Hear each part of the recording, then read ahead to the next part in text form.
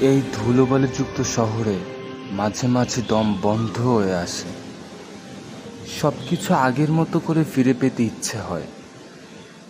তোমার নিঃস্বার্থ ভালোবাসা না বুঝতে পারার আক্ষেপগুলো বড্ড পীড়া দেয় আমাকে।